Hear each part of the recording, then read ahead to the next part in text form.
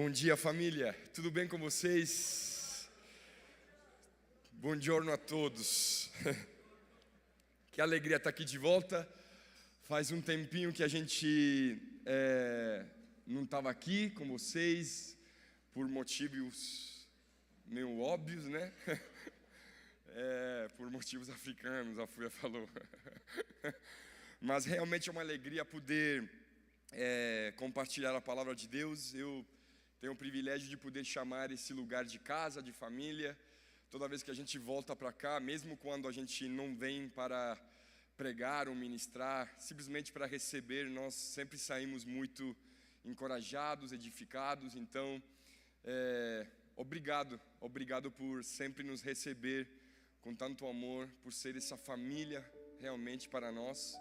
Obrigado porque é importante. Nós percebemos, eu e a Laís, a diferença que isso faz na nossa vida, ter um lugar onde nós podemos voltar, nos sentir acolhidos, amados, saber que existem pessoas que oram por nós enquanto nós viajamos mundo afora. É maravilhoso porque ao longo dessa jornada também, muitas pessoas que a gente acabou conhecendo aqui na igreja se tornaram também parceiros de missão, né? Se tornaram amigos na missão, no ministério. O Caio também, por exemplo, é um desses, né? Que todo mês, né, tá lá na Praça da Sé. Obrigado, Caio. Te amo. Realmente é uma alegria poder fazer isso junto. O reino de Deus é um reino de amigos. Você pode ver isso, sabe, no começo dos evangelhos.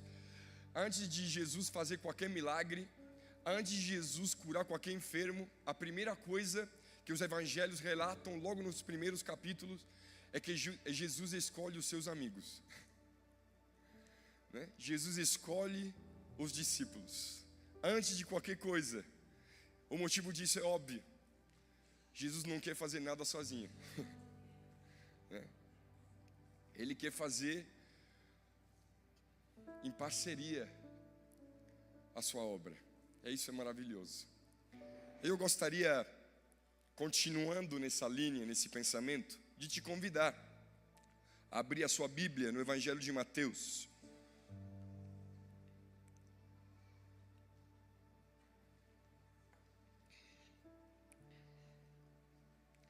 No capítulo 14.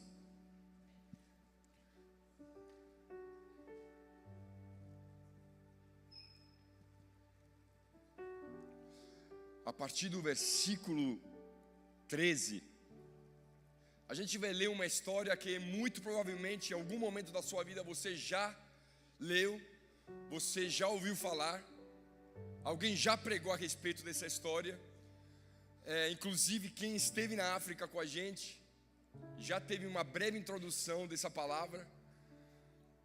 Mas o risco que a gente corre quando estamos muito familiarizados com um texto é que a gente perde alguns detalhes importantes.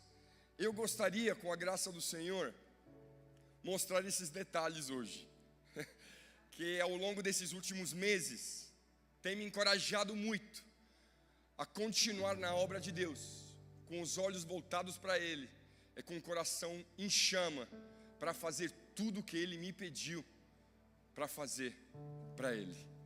Eu gostaria de começar a ler a partir do versículo 13, a primeira multiplicação dos pães, que é um evento relatado nos 4 evangelhos. Isso já significa muito, né? Quando a Bíblia repete uma história, é porque realmente existe uma mensagem que é importante nós entendermos, é importante nós praticarmos acima de tudo, né? E o texto começa assim: logo que Jesus ouviu a notícia, partiu de barco para um lugar isolado, a fim de ficar só. As multidões, porém, descobriram para onde ele ia e o seguiram a pé, vindas de muitas cidades. Então, quando Jesus saiu do barco, viu a grande multidão e teve compaixão dela, curou os enfermos. Ao entardecer, Os discípulos foram até ele e disseram: olha, este lugar é isolado, e já está ficando tarde, mande as multidões embora, para que possam ir aos povoados e comprar comida. E Jesus disse: não há necessidade, providenciem vocês mesmos alimento para elas. No outro relato do Evangelho, Jesus pergunta então: o que vocês têm? O que vocês têm nas mãos?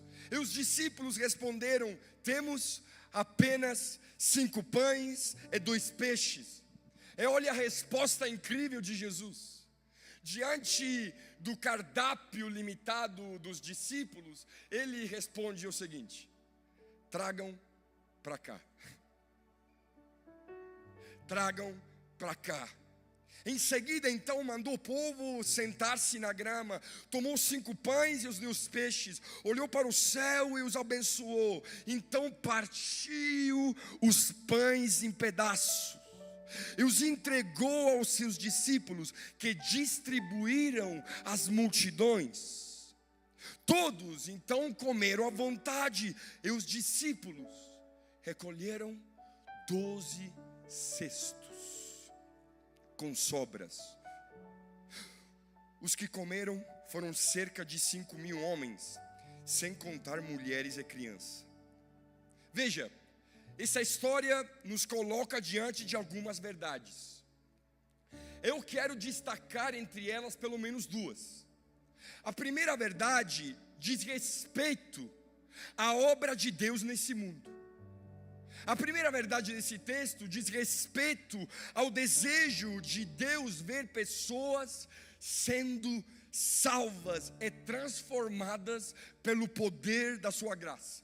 Não importa onde você está, não importa de onde você vem, não importa quão isolado e distante é o lugar onde você esteja, não importa qual é o tamanho do seu fardo, não importa quão cansativa foi a sua jornada até Jesus. A boa notícia, como o próprio texto diz, é que Jesus saiu do barco. Jesus saiu do barco. Isso significa que Ele não se esconde. Isso significa que Ele não fica longe. Ele não fica insensível à nossa dor. Ele não fica longe, distante das nossas necessidades. Pelo contrário, Jesus sempre se move para fora de si mesmo.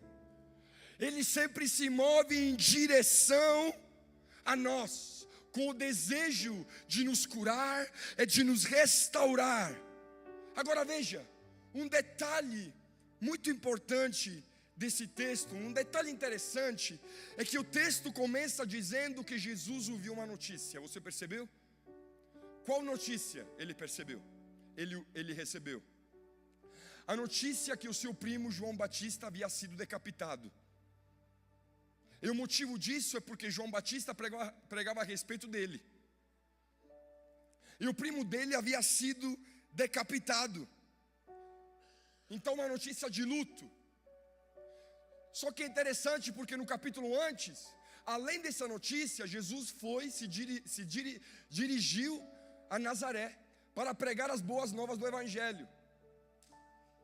E lá também acontece mais uma coisa: Jesus é rejeitado. Então Jesus está num momento crítico. Ele ouviu uma notícia de luto. Ele vem de um histórico de rejeição.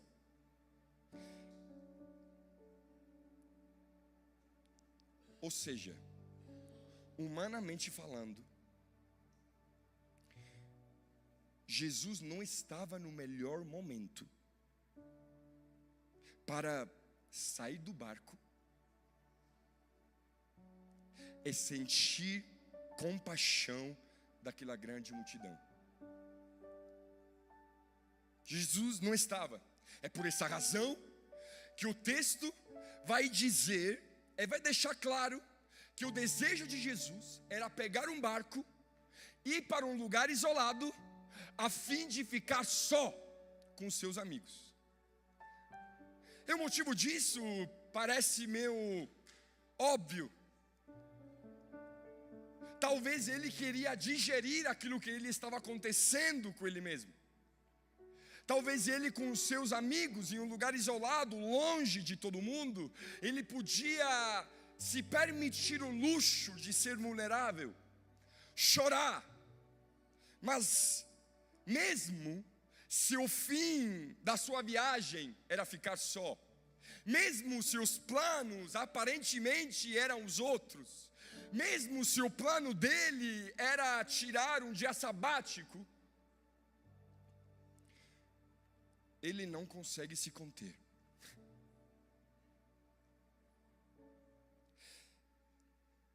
Ao ver essa grande multidão, ele teve compaixão dela e decidiu agir para o bem dela. Isso nos mostra uma coisa. Isso nos mostra que a obra do Senhor, o que Ele está fazendo nesse mundo e o que Ele irá fazer, não depende das circunstâncias. Não depende de boas ou más notícias. Ele sempre irá sair do barco. A sua vontade é a obra que Ele começou, será cumprida. Ela não depende de boas ou más circunstâncias, de boas ou más notícias. Jesus sempre irá sair do barco. Não importa o que estiver acontecendo ao nosso redor, quão profunda é a nossa rejeição, quão doído é o nosso luto, Jesus sempre irá sair do barco cheio de compaixão, disposto a revelar o seu poder e a sua salvação para o mundo, sempre. Isso independe de nós. Isso independe de nós. Essa é a primeira verdade. A segunda verdade, se a primeira verdade diz respeito a Deus, a sua obra, que não depende de circunstâncias, que não depende de boas ou más notícias, ela será feita, será cumprida, e o mundo conhecerá. Isso está decidido nele mesmo. Se a primeira verdade diz respeito a isso, a segunda verdade diz respeito a nós. Diz respeito ao jeito de como nós nos envolvemos na obra de Deus. Ou melhor, de como nós deveríamos nos envolver. Veja, o texto deixa claro que o Senhor Jesus, Ele quer alimentar esse mundo com a revelação de quem Ele é. Só que ao fazer isso, Jesus conta com a nossa participação. Porque na narrativa de Deus, nós não somos simples espectadores. Na narrativa de Deus, nós que estamos aqui, não somos meros figurantes. Na narrativa de Deus, nós somos coadjuvantes. Isso quer dizer que também nessa narrativa nós não somos os protagonistas, o centro do foco, né? Nós não somos quem rouba a cena. Na narrativa de Deus, nós somos aqueles que ficam do lado do protagonista para que ele receba todo o foco, toda a atenção, é para que ele brilhe mais do que tudo. Isso nós somos na obra de Deus, coadjuvantes. Que quando ganha o Oscar não é para ele mesmo, é para o protagonista.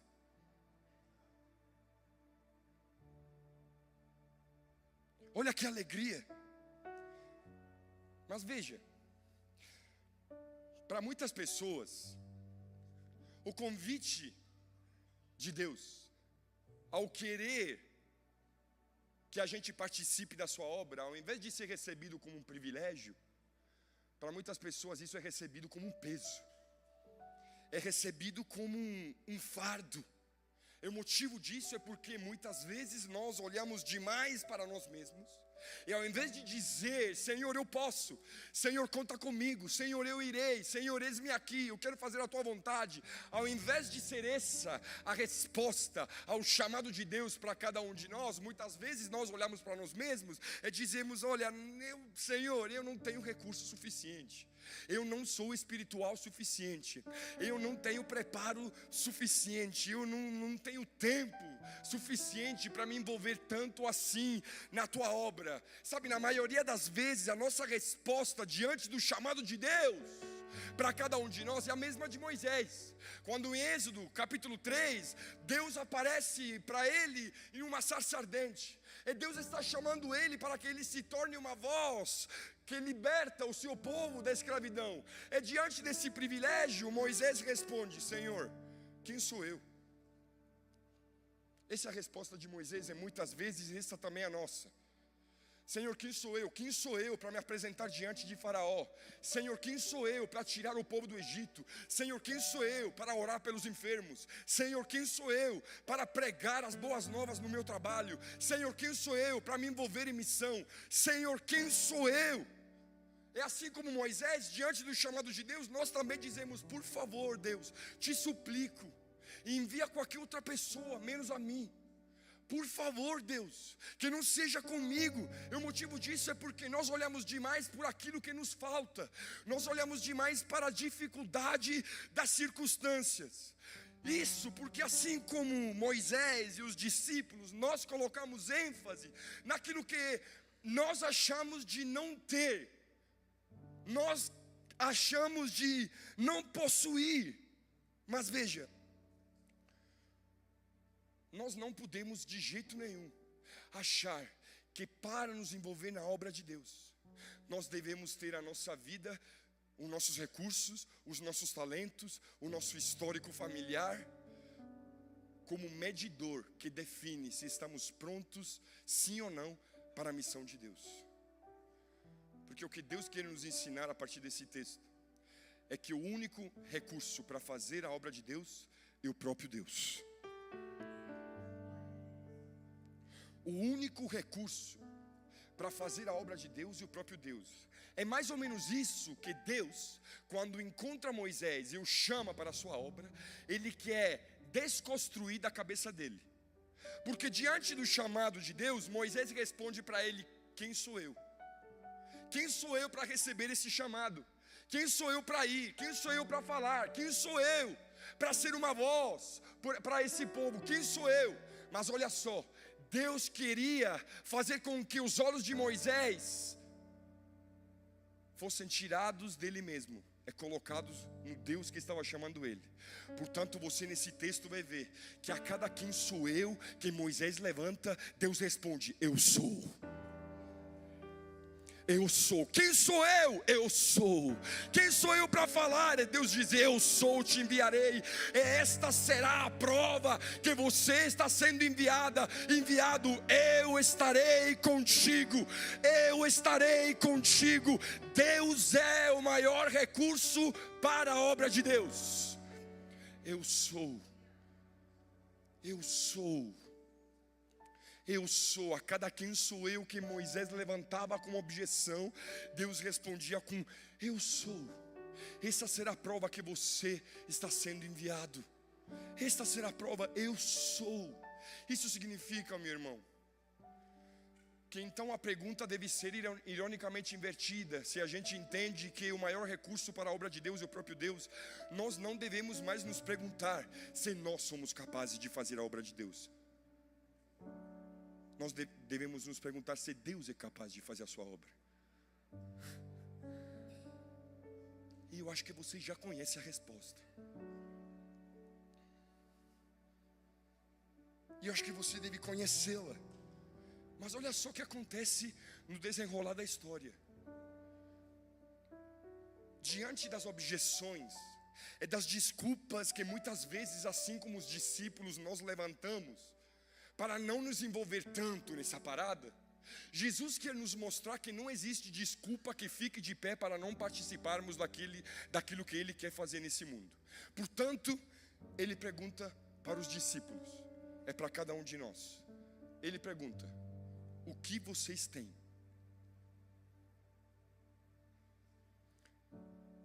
que vocês têm?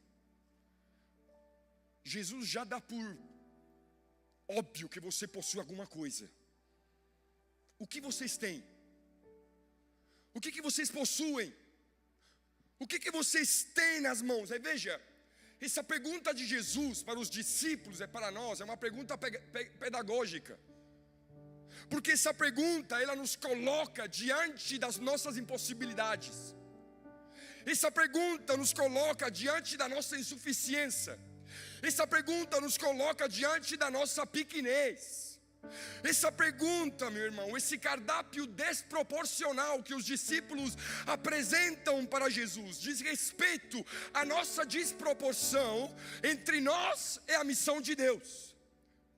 O que vocês têm abre os olhos, nos faz enxergar que realmente nós somos pequenos demais, que realmente nós não podemos fazer coisa alguma, que realmente o chamado de Deus é maior do que nós, é maior do que os nossos recursos. O que vocês têm nos mostra que realmente nós somos limitados, que realmente essas impossibilidades existem dentro de nós. Temos poucos recursos para colocar à disposição de Deus, é verdade.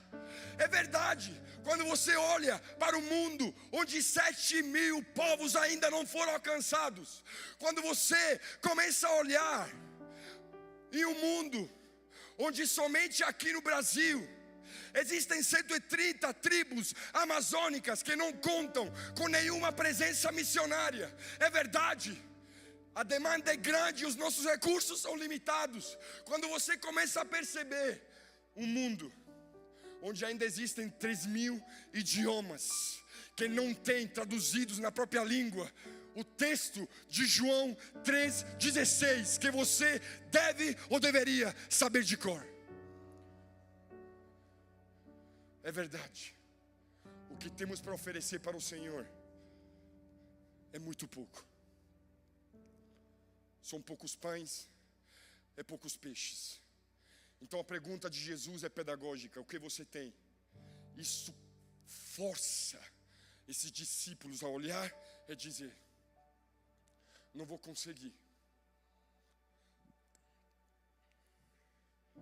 Essa pergunta nos força a perceber que não podemos fazer nada de significativo nesse mundo, porque somos limitados. Somos pequenos, frágeis demais. O mundo, meus irmãos, tem necessidades gigantescas e os nossos recursos são limitados.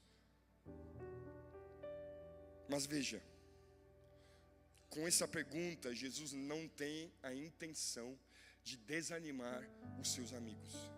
Com essa pergunta, Jesus quer que eles entendam que nada do que Jesus nos chama para fazer pode ser feito sem Ele.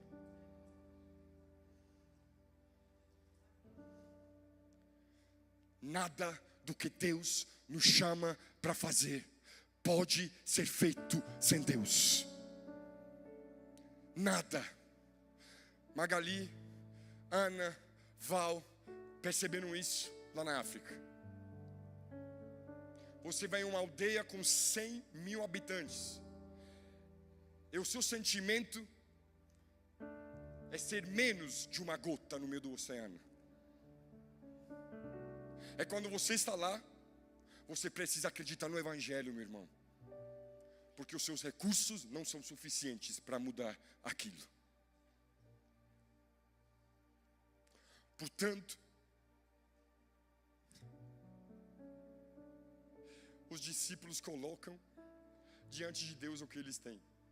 Mas agora veja, o que deve nos encorajar é que diante dos recursos limitados dos discípulos, diante do cardápio desproporcional, daqueles poucos pães e poucos peixes que eles ofereceram para Jesus, assim como muitas vezes nós também oferecemos, mas seguramos por vergonha, porque achamos que é muito pouco, sabe? O que deve nos encorajar é perceber nesse texto que diante dos recursos limitados, fracos e insuficientes, em nenhum momento Jesus pensa em um plano B.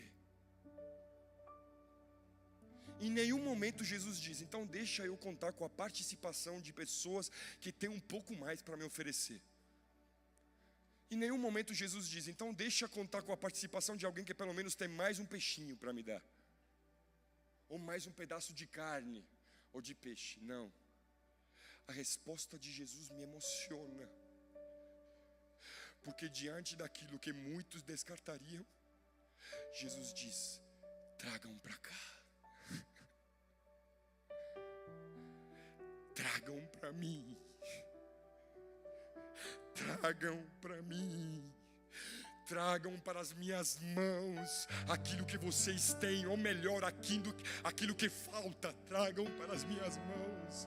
Se não fosse isso que Jesus tivesse feito comigo, onde eu estaria, meu irmão? Onde nós estaríamos? Traga para cá a sua insuficiência, traga para mim o seu limite, coloca nas minhas mãos aquilo que você considera pouco, e veja, meu irmão, é aqui que o milagre começa a acontecer, porque Deus não pode multiplicar aquilo que nós não estivermos dispostos a entregar. Não pode de jeito nenhum. Deus não pode multiplicar aquilo que nós não entregamos. E veja, o texto nos deixa claro que o problema não é ter pouco, o problema é não entregá-lo.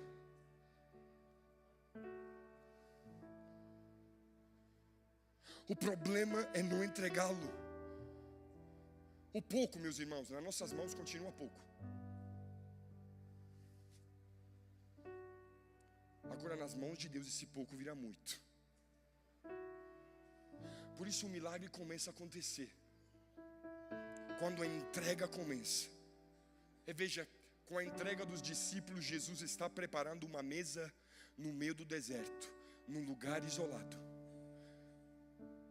Agora a minha pergunta é, será que Deus tem a liberdade de, com a nossa vida, com a nossa entrega, preparar uma mesa, um banquete nos desertos desse mundo? Será que Deus tem isso? Será que Deus tem toda essa liberdade de poder fazer isso com a nossa vida? Agora veja, muitas vezes nós colocamos ênfase no efeito do milagre da multiplicação dos pães e dos peixes. Qual é o efeito? O efeito que mais de 5.000 homens foram alimentados. Mas qual é a causa? Quando o milagre começou a acontecer? A Bíblia diz que uma vez que os discípulos entenderam que aquele pouco era melhor nas mãos de Deus que nas próprias mãos, o entregaram nas suas mãos. E a Bíblia diz que então Jesus partiu o pão, agradeceu ao Senhor, o colocou nas mãos dos discípulos, eles começaram a distribuir. O milagre começou na distribuição. E não sei se você lembra, mas algo parecido aconteceu com aquela viúva, que ele só foi multiplicado quando ela começou a derramar o azeite. É uma pergunta muito parecida o profeta fez para aquela mulher: o que você tem em casa? Eu tenho um pouco de azeite. E aquele azeite começou a multiplicar quando ela começou a derramar esse azeite. E as coisas com Deus, meus irmãos, costumam ser assim. Elas crescem conforme as colocamos em prática. Diferente do mundo, que quanto mais usamos, as coisas mais acabam. Com Deus, quanto mais nós colocarmos em prática, mais será multiplicado. Mais será multiplicado. Agora, veja, eu já estou indo para o final. O interessante é perceber o tipo de alimento que é multiplicado.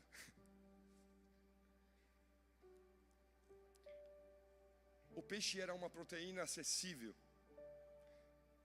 Estava na base da alimentação de todo mundo, das pessoas comuns, do cotidiano de todo mundo. É interessante porque Jesus não multiplica uma comida luxuosa.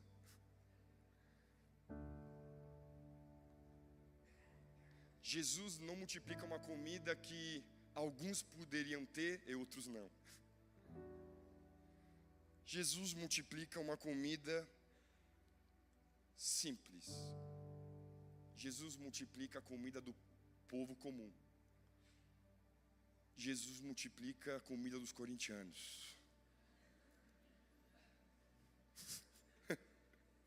O povo comum.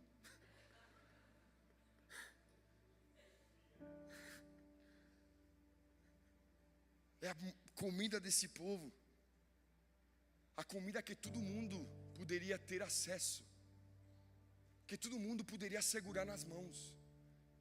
Isso quer nos ensinar algo.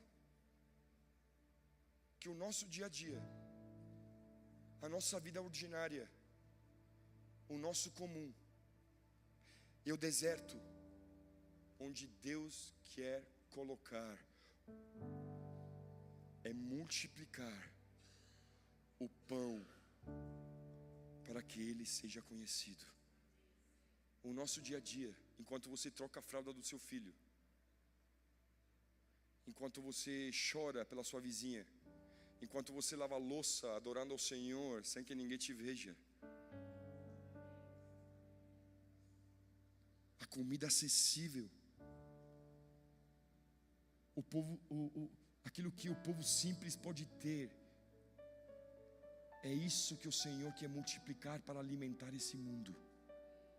O nosso dia a dia é o deserto onde Deus quer multiplicar o pão para que esse mundo seja alimentado. E olha que interessante. Existe um paralelo muito curioso na Bíblia com esse texto. E o paralelo está em Juízes, no capítulo 7. Deus chama Gideão para ele ser juiz, para ele ser um líder. Deus chama Gideão. E ao chamar Gideão, Gideão responde ao chamado de Deus mantendo o mesmo padrão de todos. Qual é esse padrão? Gideão responde da seguinte forma: Deus, a minha tribo é a mais fraca de todos, e eu sou considerado o menos importante da minha família. Essa é a resposta de Gideão ao chamado de Deus, que mantém o padrão. Agora também a resposta à objeção de Gideão, de Deus, mantém um padrão. Porque Deus responde: vai nessa força.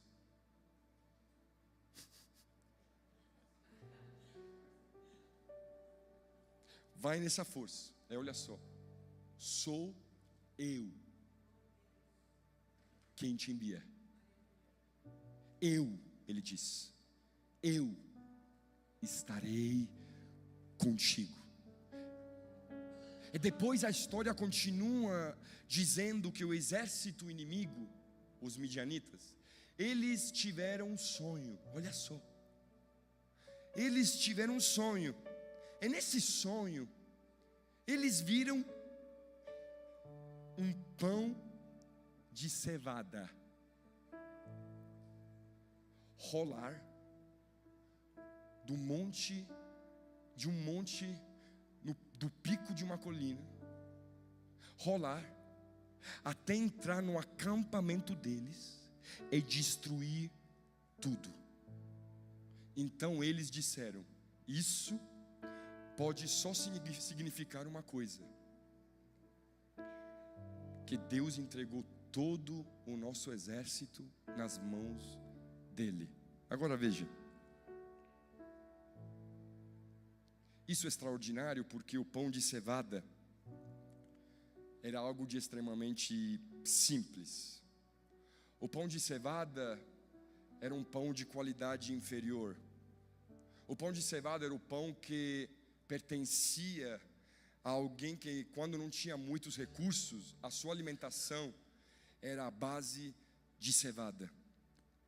Além disso, O pão de cevada, ele era difícil de trabalhar, era duro. O pão de cevada não era a primeira escolha.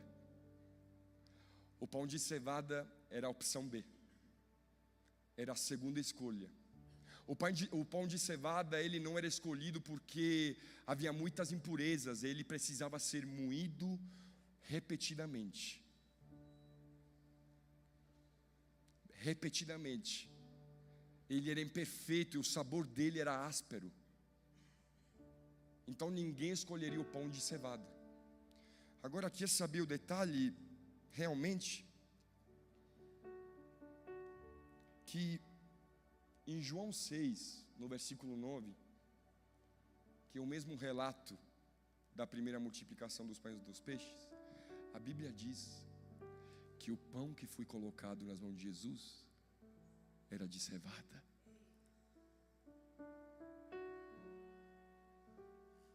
É esse tipo de gente que Deus usa para a sua obra. Pães de cevada,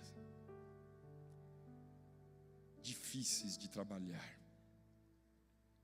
que precisam ser moídos repetidas vezes, que toda vez que você coloca a mão na massa, você sente o peso dela, que facilmente pode rasgar enquanto você tenta trabalhar ele, que há muitas impurezas que você precisa extrair dele. E o pão de cevada é esse tipo de gente que Deus quer usar para a sua obra. É esse tipo de gente. O motivo disso é porque Deus, ele tem um hábito de esconder grandes feitos dentro de coisas pequenas. Deus tem um hábito de fazer grandes coisas através de coisas pequenas, através de coisas que ninguém escolheria. Mas veja, o motivo disso é porque quando o resultado é maior do que o recurso, a glória sempre será dele e o privilégio sempre será nosso.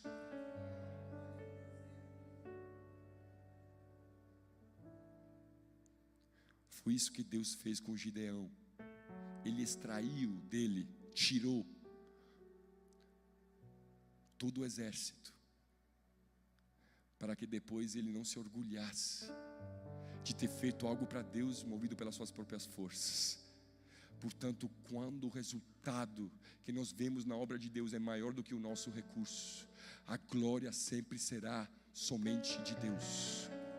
E o privilégio de participar sempre será nosso, é exclusivamente nosso. É por isso que certa vez um grande missionário chamado Hudson Taylor, ele disse: Deus não abalou o mundo com grandes e fortes homens. Deus irá abalar o mundo com pequenos e fracos homens, nas mãos de um grande Deus. Nas mãos de um grande Deus. Agora eu realmente finalizo. Eu falei que existem duas verdades, não é verdade? Mas na verdade eu coloquei na manga aqui a terceira. Existe uma terceira verdade nesse texto, que responde à pergunta principal, responde à pergunta do porquê. Por que, mesmo sabendo que Deus quer nos incluir nessa obra, apesar dos nossos limites, apesar de sermos pães de cevadas, apesar das nossas incapacidades, por que ainda resistimos a esse compromisso? Por que ainda adiamos a nossa entrega? Por que ainda temos dificuldade de colocar nas mãos de Jesus a nossa vida como aquele pão foi colocado e deixar que Ele nos parte ao meio? E nos distribua conforme Ele quer, onde Ele quer, diante de quem Ele quer. Por quê? Mesmo sabendo que, cara, só Ele poderia nos escolher. Mesmo sabendo que para Ele o pouco que nós temos para lhe oferecer não é um problema para Ele, Isso não faz com que Ele nos deixe de fora. Por quê? Mesmo assim, nós adiamos a nossa entrega, o nosso compromisso. Por quê? Veja, o problema desses discípulos não estava naquilo que eles tinham nas mãos. O problema desses discípulos estava naquilo que faltava no coração deles.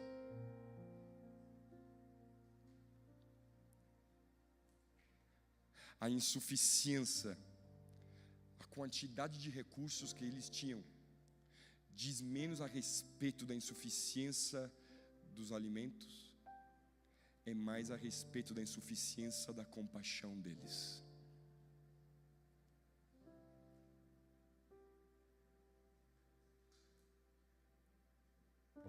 Jesus viu a multidão e teve compaixão.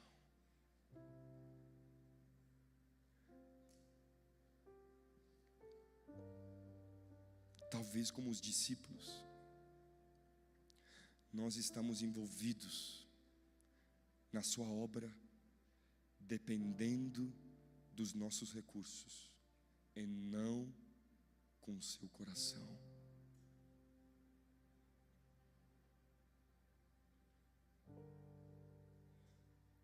Compaixão. Talvez como os discípulos, nós estamos seguindo Jesus. Nós estamos de alguma forma envolvidos na sua obra. Mas estamos fazendo isso dependendo dos nossos recursos, e não com o seu coração.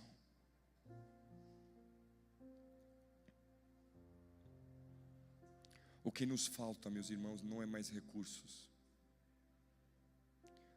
não é mais talentos, não é mais dons. O que nos falta é mais compaixão. É mais compaixão. Sabe por quê? Porque a compaixão, ela sempre nos fará sair do barco.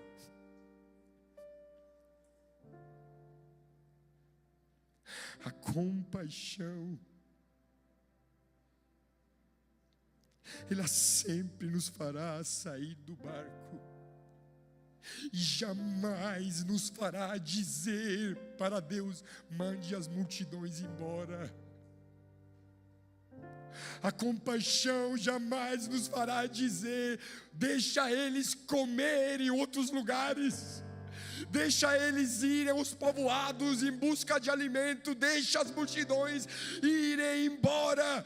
A compaixão sempre nos fará sair do barco. O motivo disso é porque a compaixão sempre tem algo para dar, sempre tem algo para oferecer.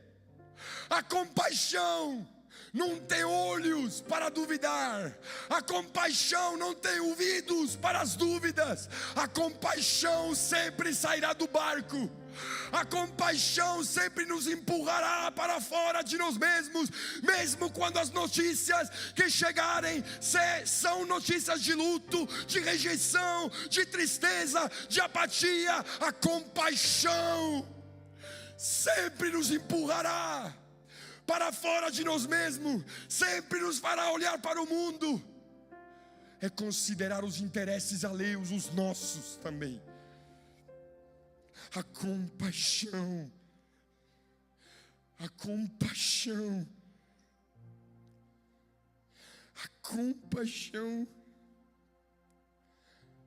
é aquele sentimento que te faz aprender a chorar pelo outro, e não somente por você mesmo.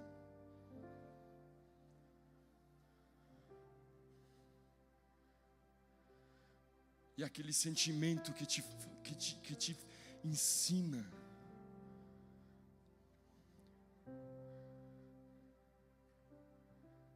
a se alegrar pelo outro, e não somente por você mesmo. Enquanto eu estou falando isso, sabe o que eu estou percebendo? Que nós precisamos de um banho de compaixão.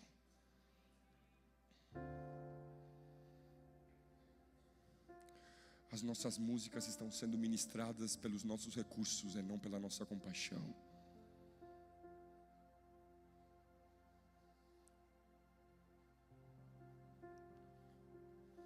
Os ministérios estão sendo encarados pelos nossos recursos e não pela nossa compaixão.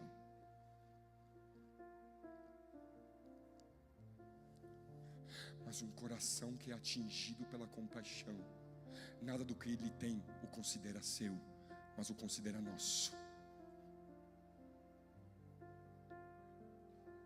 Compaixão.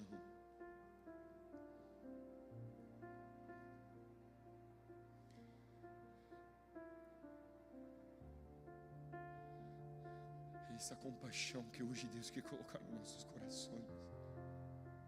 E o dom da compaixão que nos irá salvar dessa era egoísta, de uma religião egoísta, de um evangelho centrado em nós mesmos. E o dom da compaixão que nos fará querer participar dos cultos para Deus e não para nós.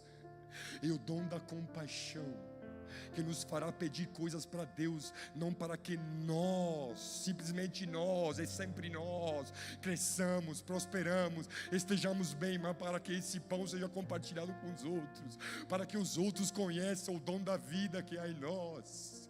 O dom da compaixão irá nos libertar dos perigos dos últimos dias que Paulo adverte a Timóteo, que os crentes serão aparentes, serão religiosos somente na aparência, cuja devoção será somente uma aparência. É o dom da compaixão que nos manterá vivos na nossa devoção ao Senhor, que nos fará ser discípulos comprometidos com a obra de Deus. O motivo disso, o motivo de muitas vezes nós não querermos, é porque nos falta compaixão.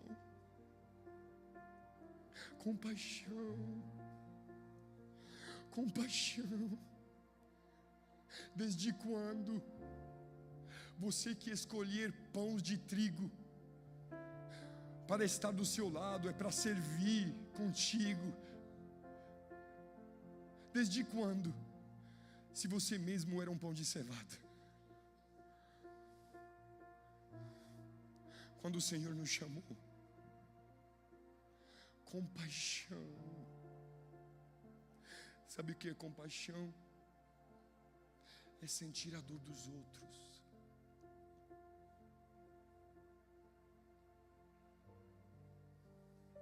Não somente a nossa. Deixa eu te falar. Você sentir a sua própria dor só vai te adoecer.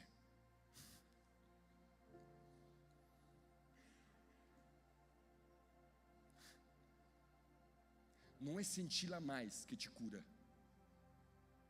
Senti-la mais te adoece mais. Mas a Bíblia diz que quem revigora os outros será revigorado.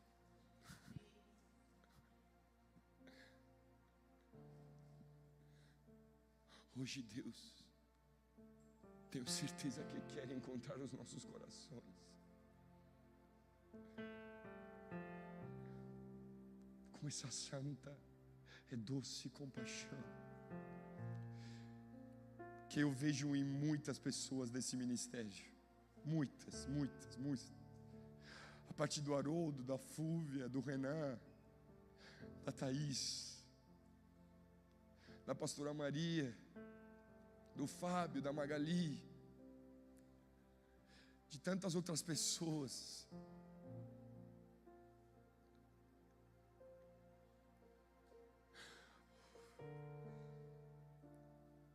A Bíblia diz, meus irmãos, que Deus é a esperança de todos, até daqueles que navegam em mares distantes.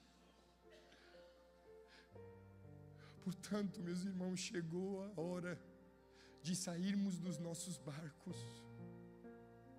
é de ir em busca daqueles que em mares distantes, sem mesmo saber, estão procurando por Deus. Olha que coisa incrível. Depois que os pães foram multiplicados, a Bíblia diz que eles recolheram 12 cestos. Isso sabe o que significa? Um para cada discípulo. Eles entregaram 1 e receberam 12. Significa que ao voltar para casa com aquele cesto nos braços, mais do que um alimento, eles estavam carregando um testemunho, porque aqueles pães e peixes de volta para os braços deles diziam para eles: está vendo? Aquilo que você considera pouco é suficiente. Está vendo? Assim como Deus fez uma vez, Ele fará de novo. Deus não multiplica a semente guardada, Deus multiplica a semente semeada. Então chegou a hora, meus irmãos, de parar de esconder as nossas sementes. Eu tenho a impressão que a igreja brasileira, enquanto estou viajando por esse Brasil, meu irmão, a igreja brasileira, ela está viciada em comer semente. Que assim não seja conosco. Não importa quantos você tem nas suas mãos, deixa eles morrer. É interessante demais, porque essa história ela vem depois de 2 parábolas. A parábola do grão de mostarda e o fermento.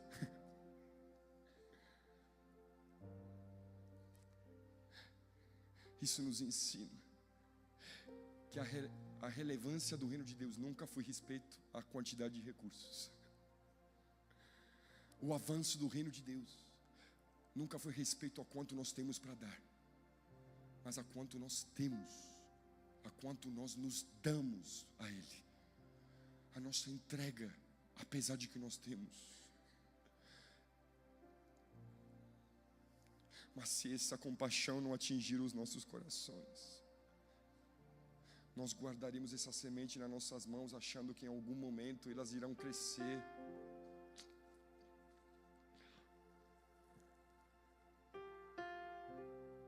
Eu quero que você saiba, meu irmão,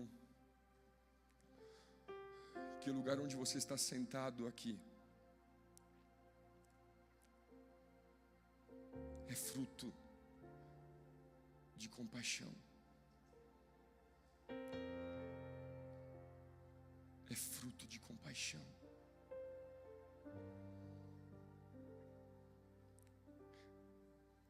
É fruto de pães de cevadas colocadas nas mãos de Deus.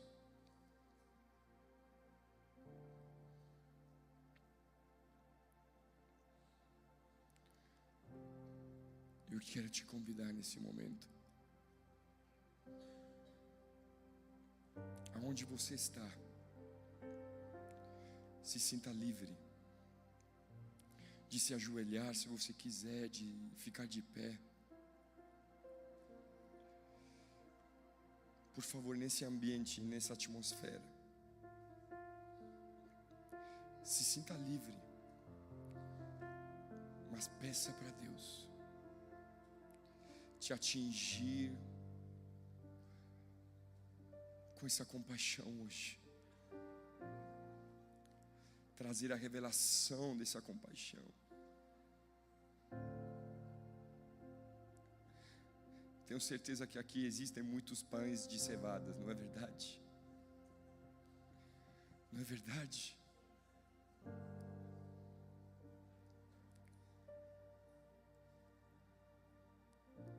E se hoje aqui há alguém que é um pão de cevada,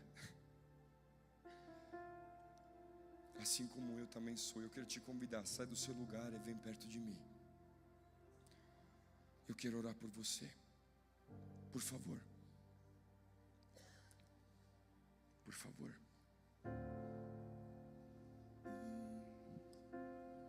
por favor, por favor, por favor. Deus está convocando os Gideões. Deus está convocando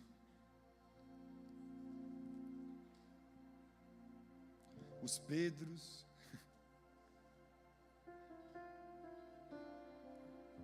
Deus está convidando o povo comum, o povo que não tem microfone. Deus está convocando o povo que não tem título, o povo que costuma ficar sentado na cadeira. Esse povo que o Senhor está convocando. Eu não quero chegar no último dia e dizer: Senhor, eu vivi um avivamento, eu deixei para trás uma multidão, um povo, porque era só o meu desejo, era só o meu sonho. Eu quero que nós juntos façamos isso.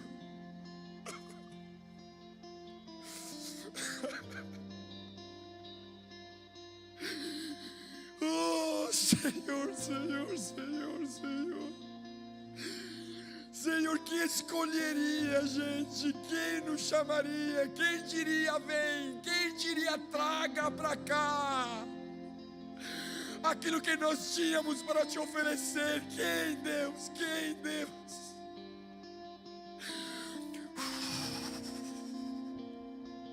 Que Deus, nós somos essa massa difícil de trabalhar. Nós precisamos, Senhor, ser moídos repetidamente, Senhor. Nós, Senhor, somos essa massa que precisa de ser purificada, Jesus. Nós, Senhor, somos essa massa que muitos consideram o plano B, a segunda opção. Nós, Jesus, nós. E mesmo assim você diz: traga para cá, traga para mim, traga para mim, traga para mim.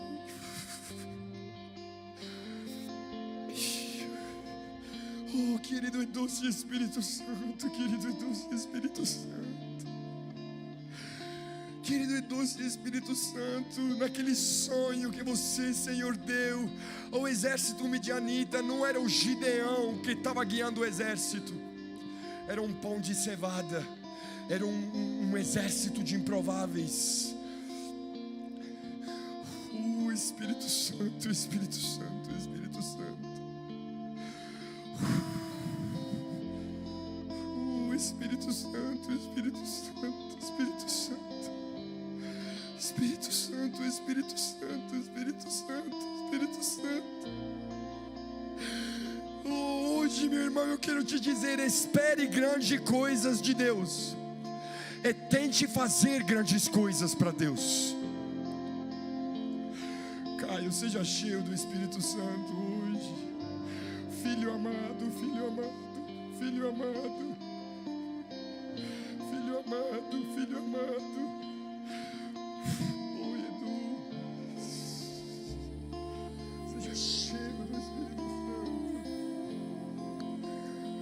Cheio do Espírito Santo, no nome de Jesus.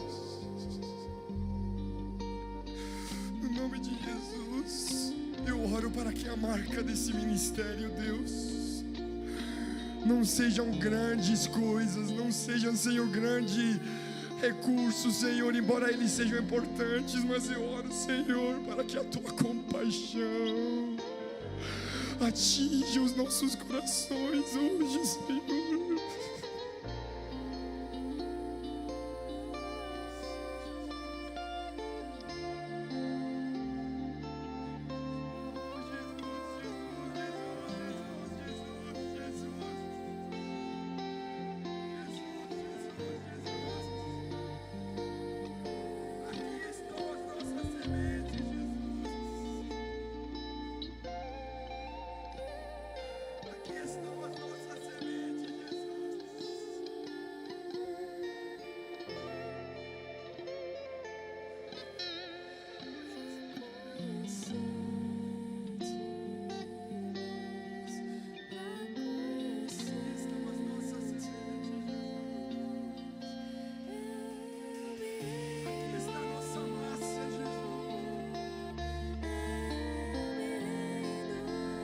Há uma onda de compaixão nesse lugar, há um rio de compaixão nesse lugar, que irá mobilizar essa igreja para as missões de um jeito mais violento.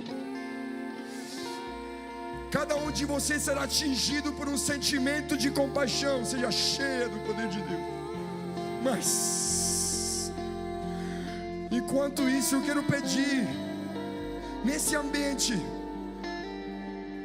para as pessoas da intercessão, pessoas de oração de ministério. Ministrar compaixão, ministrar compaixão.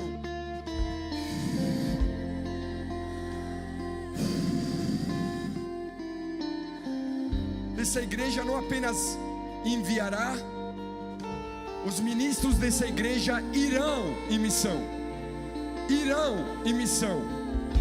Não serão apenas apoiadores da missão, eles irão em missão. Mas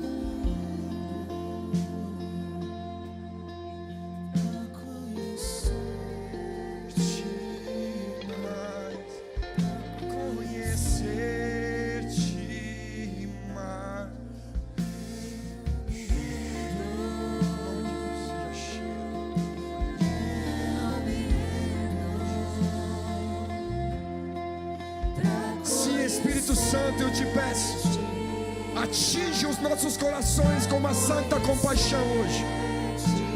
Com uma santa compaixão, Jesus. Com uma santa compaixão, Jesus.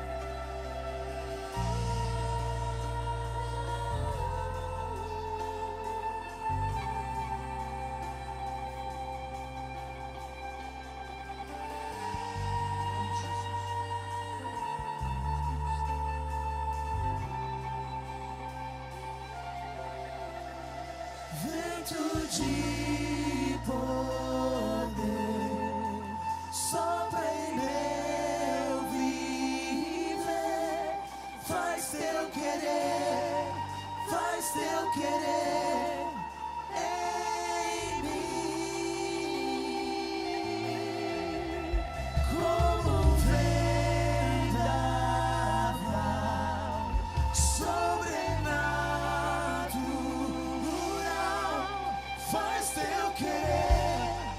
Faz teu querer em mim. Vento de poder sopra em meu viver. Faz teu querer em mim. Como vendaval sobrenatural,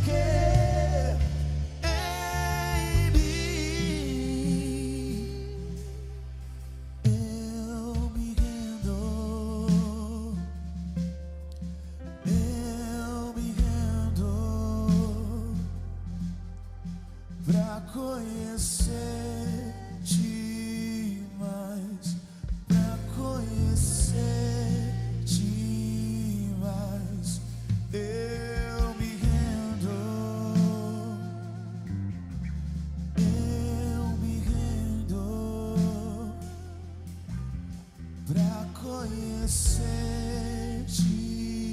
mais, pra conhecer-te